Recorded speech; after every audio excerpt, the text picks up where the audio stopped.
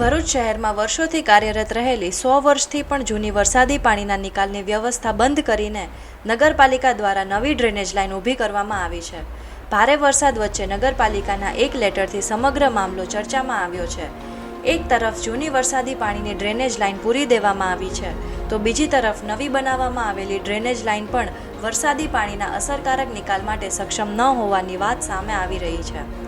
નગરપાલિકા દ્વારા બનાવવામાં આવેલ પમ્પિંગ સ્ટેશન અને સુએજ ટ્રીટમેન્ટ પ્લાન્ટમાં ક્ષમતા કરતાં વધુ પાણી પહોંચતા તે અસરકારક કામગીરી કરી શકતું નથી। આ સ્થિતિમાં ભારે વરસાદ પડે ત્યારે શહેરમાં પાણી ભરાવાની સમસ્યા વધુ ગંભીર બનવાની શક્યતા છે, જેના પગલે ચીફ ઓફિસરે લોકોને તેમના ઘરના અને કમર્શિયલ મિલકતોના વરસાદી પાણીનો નિકાલ ભૂગર્ભ ગટરમાં ન કરવા અપીલ કરી છે। ભરૂચ નગરપાલિકા દ્વારા ભરૂચ શહેરમાં મોટાભાગના વિસ્તારોમાં ભૂગર્ભ ગટર યોજના નાખવામાં આવેલ છે, તેમજ જે રહેણાંક મકાનો અને કોમર્શિયલ મિલકતો છે એમના વપરાશના પાણી, સંડાસ બાથરૂમના પાણીના કનેક્શન પણ એમાં કરવામાં આવેલ છે। આ તમામ પાણી ભરૂચ નગરપાલિકા દ્વારા જે સુએજ ટ્રીટમેન્ટ પ્લાન્ટ બનાવેલ છે એ સુએજ ટ્રીટમેન્ટ પ્લાન્ટ ઉપર લઈ જઈ અને ત્યાં શુદ્ધિકરણ કરવામાં આવેલ છે। કેટલાક નીચાણવાળા વિસ્તારોમાં ભરૂચ નગરપાલિકા દ્વારા પમ્પિંગ સ્ટેશનો બનાવવામાં આવેલ છે, ત્યાંથી એ વિસ્તારનું પાણી પમ્પિંગ સ્ટેશનો દ્વારા લિફ્ટ કરીને પણ સુએજ ટ્રીટમેન્ટ પ્લાન્ટ ઉપર પહોંચાડવામાં આવે છે। જે વરસાદનું પાણી નગરપાલિકાએ જે અપીલ કરી છે કે ભૂગર્ભ ગટરની ચેમ્બરોમાં વરસાદનું પાણી નહીં નાખવું, એનું મુખ્ય કારણ એ છે કે વરસાદના પાણીની અંદર માટી અને બીજું ઘણું બધું હોય છે, અને એ જો આ ચેમ્બરોમાં જાય તો આ પાઇપોનો ડાયામીટર ખૂબ નાનો હોય છે અને એ ચોકઅપ થવાની શક્યતા પૂરેપૂરી રહેલી હોય છે।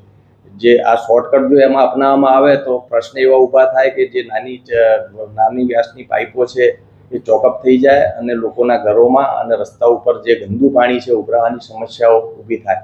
સાથે સાથે જે પમ્પિંગ સ્ટેશનોથી પાણી પણ લિફ્ટ કરવામાં આવે છે એની ઉપર પણ પ્રોબ્લેમ આવે છે, અને એસટીપીની જે કેપેસિટી છે એના કરતાં વધારે પાણી ત્યાં જાય છે તો એના પર પણ પ્રોબ્લેમ આવે છે।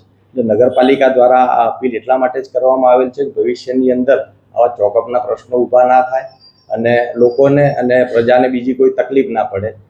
જનરલી ભરૂચની અંદર વરસાદ જ્યારે પડે છે ત્યારે પાણી નિકાલ થઈ જ જાય છે, પણ કોઈ જગ્યાએ આવો પ્રશ્ન આવે છે તો અમારી પ્રજાજનોને પણ એ અપીલ છે કે નગરપાલિકાનો સંપર્ક કરે, તાત્કાલિક અમે કાર્યવાહી કરી અને પાણીનો જે રીતે નિકાલ થતો હશે એ રીતે નિકાલ કરીશું, પરંતુ ભૂગર્ભ ગટર યોજનાની ચેમ્બરો કોઈ ના ખોલે, એમાં ના પાણી નાખે એવી અમારી જાહેર હિતની અંદર અપીલ છે। હવે સવાલ એ ઊભો થયો છે કે જૂની વ્યવસ્થા બંધ કરીને નવી વ્યવસ્થા બનાવવામાં આવી તો ડ્રેનેજ વ્યવસ્થા વરસાદી પાણીનો નિકાલ કેમ કરી શકતી નથી?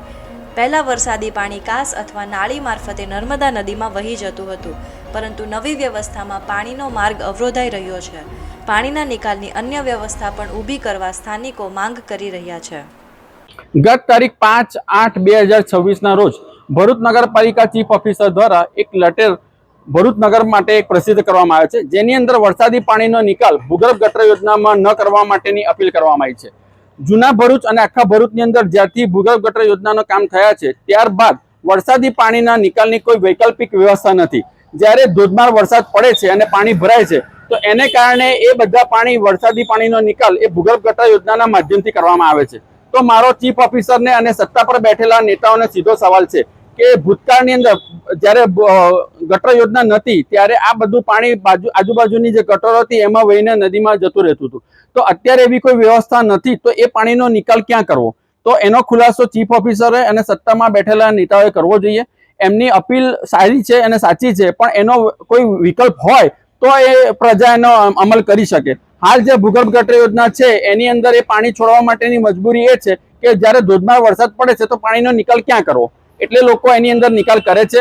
સરકાર પહેલા વૈકલ્પિક વ્યવસ્થા ઊભી કરે અને પછી આવો કોઈ લેટર પ્રસિદ્ધ કરે એવી મારી સરકારને વિનંતી છે। હવે જોવાનું એ રહેશે કે વર્ષો જૂની વ્યવસ્થા બંધ કરવાનો નિર્ણય કયા આધારે લેવાયો હતો અને નગરપાલિકા આ સમગ્ર સમસ્યાનો કાયમી ઉકેલ ક્યારે લાવે છે।